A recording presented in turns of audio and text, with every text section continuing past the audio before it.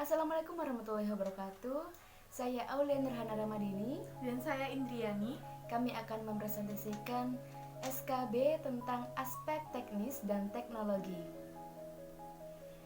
Aspek teknis dan teknologi merupakan suatu aspek yang berkenaan dengan proses pembangunan proyek secara teknis, teknologi, dan pengoperasiannya setelah proyek tersebut selesai dibangun.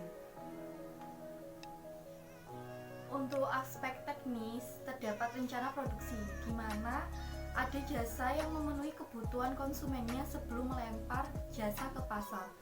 Biasanya perusahaan terlebih dulu melakukan kegiatan penelitian seperti penelitian pasar dan juga pemasaran. Untuk yang berikutnya ada strategi bisnis, kekurangan SDM, yang kedua adalah kekurangan modal dan memperluas sektor usaha hijab. Untuk aspek teknis lainnya, ada proses pemilihan teknologi untuk produksi. Dalam suatu produk tentu biasanya dapat diproses lebih dari satu cara. Dengan demikian, teknologi yang dipilih pun perlu ditentukan secara jelas.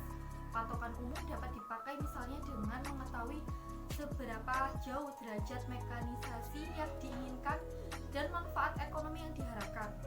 Pada dasarnya ada dua jenis teknologi produksi. Yang pertama adalah proses kontinu dan yang kedua adalah proses intermiti. Yang selanjutnya ada aspek teknologi. Faktor pengadaan teknologi yang pertama adalah untuk produk hijab seperti ini. Faktor pengadaan teknologi termasuk tenaga ahli mesin jahit. Yang perlu diperhitungkan oleh pemilik usaha hanyalah penyediaan mesin jahit. Yang kedua, pemilihan mesin dan peralatan. Pemilihan mesin dan peralatan serta jenis teknologi mempunyai hubungan yang erat sekali. Keadaan tersebut menjadi lain bagaimana pengadaan teknologi dan mesin harus dilakukan secara terpisah. Yang ketiga, gedung dan bangunan lain. Berdasarkan penelitian jenis teknologi dan mesin serta peralatan yang akan digunakan, disusunlah perkiraan jumlah biaya yang diperlukan untuk membangun gedung, pabrik, serta bangunan lain yang diperlukan. Untuk berikutnya adalah lokasi usaha dan juga layout. Yang pertama, lokasi usaha. Dalam usaha apapun, terutama usaha hijab, tentunya kita akan memilih lokasi yang strategis dan juga menentukan pangsa pasar yang kita tuju. Kalau seumpama nantinya kita produksi hijab, berarti kita kan harus memperhitungkan tempatnya yang strategis dekat dengan fasilitas umum lainnya, ataupun yang memang di lokasi yang jalanannya itu memang ramai.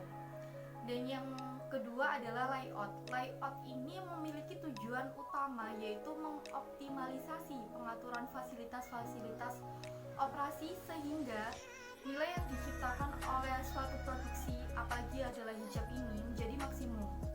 Berbagai pola layout seperti layout fungsional, layout produk atau tataan produk, layout kelompok, layout posisi, dan juga semuanya tetap dapat diterapkan dalam suatu perusahaan, meliputi perusahaan keseluruhan.